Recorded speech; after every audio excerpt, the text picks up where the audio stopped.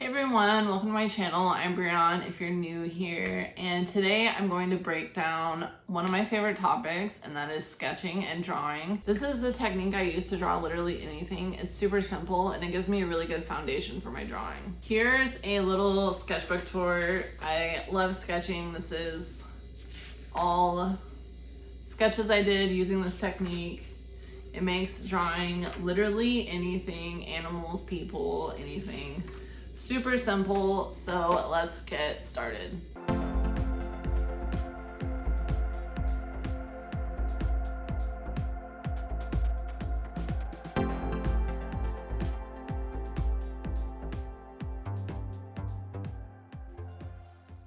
When starting a freehand drawing, rarely do artists start in one spot and just draw as they go. Instead, they start large, situating the composition, laying down where the subject will go, putting large shapes down to start building the layout and form of those subjects, and generally working more and more towards detail once they've got some sort of foundation to actually work with. Think of it like sculpting, and the blank page is a block of clay. You're trying to get all of the subjects and colors on the page and some rough idea, but very accurate, correct placement, proportions, form, and so on as soon as possible, so you have something to start working with, because that's when you're able to really start seeing and executing your vision. If you don't have a solid foundation that you build off of, the details are going to look totally wrong anyway.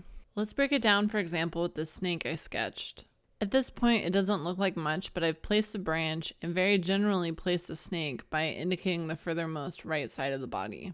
Then I add major shapes. Here's this U shape of his body as a whole as he hangs on the branch, and the form showing the two sides of his tubular body. Now to rendering, I start building up areas of color, focusing on general sections like shadows, midtones, etc. Still no details at this point, just general values and colors that I want.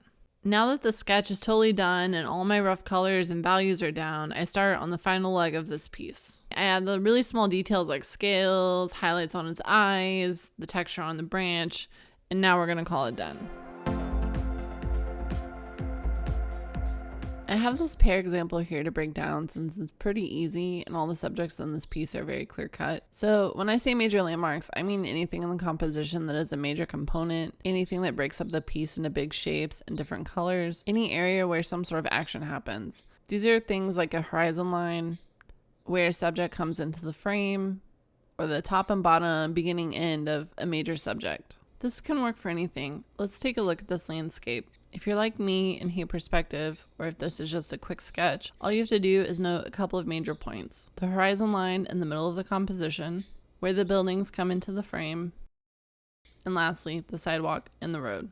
Quick note, if you're new to this, it's always helpful to start with a canvas that is the same or very similar aspect ratio as a reference. Also, when I say make a note, I'm not saying draw the entire horizon line, mostly just make some sort of mark so you have an idea of where these points are on your page. This last example is to show how helpful it is for challenging subjects you're unfamiliar with, or chaotic scenes like this wildebeest herd where there's a lot going on. Chances are you don't have a deep understanding of the form and anatomy of a wildebeest, but by breaking this down, we can easily and quickly put this to paper. So we have this horizon line here where the water meets land. That's helpful to break up the bottom half of this reference. Next, I'm going to note the halfway point because there's this group right here, and then right at the half point is this distinct solo wildebeest jumping. Remember, points of action, important subjects, these are the areas you want to note and get down first and accurately so you can build from there. For the top half of this photo, we have a line of wildebeest coming into the frame.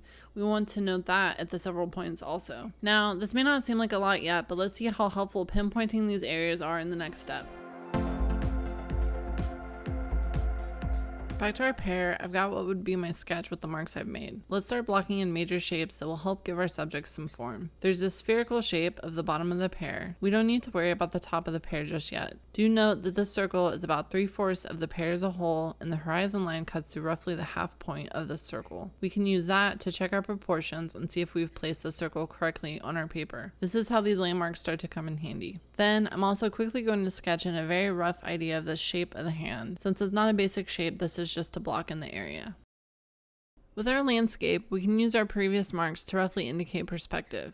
I just want to say I'm not against learning about perspective, and beginner artists should have at least a rough understanding of it. However, I personally don't do a lot of landscapes, and sometimes you're out drawing from real life and it's way quicker to just fake it a little. With that said, I can see in the reference that these buildings on the left and right go towards the center focal point where our horizon line is. That perspective will make the back of these buildings a bit lower than the sides closest to the viewer, so I make that back edge of these rectangles a bit lower than the mark we made to see where these buildings come into the frame.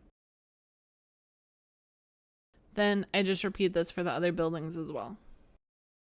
And now our final example. I just want to say these darker lines look extreme, but this is just to show the previous step. Normally these marks would be lighter and smaller and most likely wouldn't show up in my final sketch at all. You'll be able to see this in my time-lapse sketch at the end where I'll show you how this process unfolds with a typical drawing. For this really busy reference, I'm not going to block in much because this is a great example for the next step. I'm going to kind of block in a rough square shape to place this jumping wildebeest though.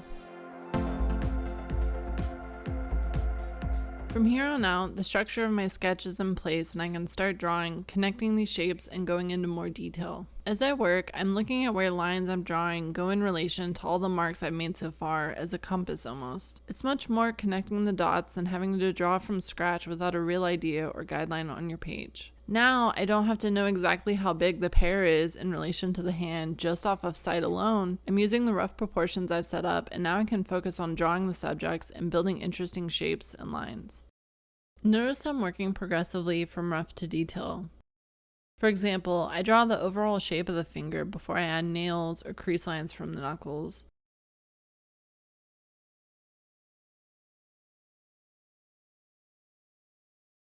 This is digital, so I can just undo, but when I sketch in traditional media, I always draw somewhat light until I'm confident with what I've got, so I can clean up lines, which is important and we'll take a look at in a second.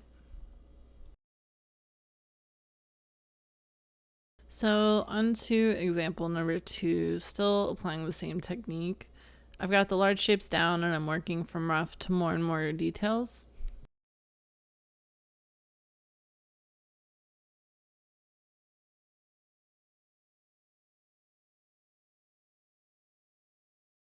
Since this is pretty similar to the pear where most of the structure is laid out and I'm just adding like all of these details with these windows, I'm going to take a brief moment to apologize to all the landscape artists and fans out there. This is one of like 5 landscapes I've ever done. I just don't draw them, but that's why I chose a landscape, because this is a subject I'm uncomfortable with but can still get a rough idea down if I had to with this technique. Like if someone held a gun to my head, this might pass. So that's enough. Let's just move on. This wildebeest is a great example of the fact that you can apply this technique over and over again in the same piece. Use it to break down anything you find difficult and complicated. I'm going to take the square I blocked in and break it down into smaller shapes. I'll draw the circle of his abdomen, place it roughly in the middle, block in a square shape for his head, then slowly connect it until it somewhat resembles this very interesting and wild creature. This was a quick example just to show every time I need to draw something difficult, I break it down and down and down until I've got a simple foundation to build off of. Then I'll use major shapes to block in the wildebeest coming towards the water here at the top. With a rough layout of where they're all placed, I can sketch in rough outlines and slowly build up a more refined and detailed sketch. If I were to continue working on this sketch, I would slowly break down this herd to the left. First as a large circle, then into the oval shapes of each animal, and then into the major shapes of their individual bodies.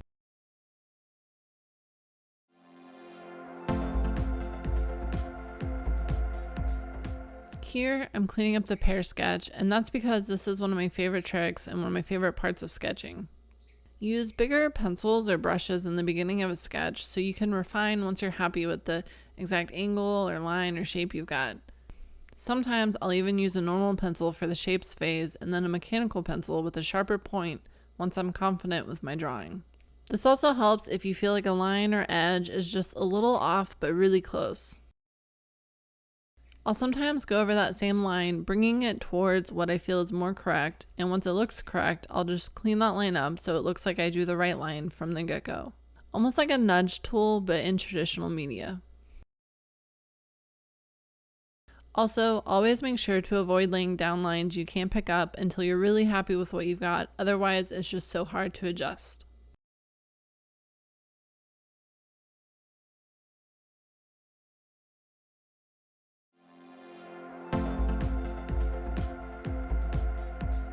Notice as I work how I'm not drawing the hand, but just putting down points to indicate the size and where on the page I want to place the hand. Then I start making the actual shape of the hand using the points to connect my lines. Same goes for the bird. As I start to place a bird, I'm looking at where certain areas of the bird line up with the hand. Since I'm happy with the hand, I can trust if I use these points, the bird will naturally look correctly proportioned also. Notice with the bird that I do a rough shape before I draw any individual feathers. I'm working progressively, from the points of where the feathers start to the overall shape of the feathers, then to individual feathers. Now that I'm happy with the basics, I'm going to start creating more dramatic lines and shapes to make the sketching really pop. Finally, I work on some details like the eyes and the claws.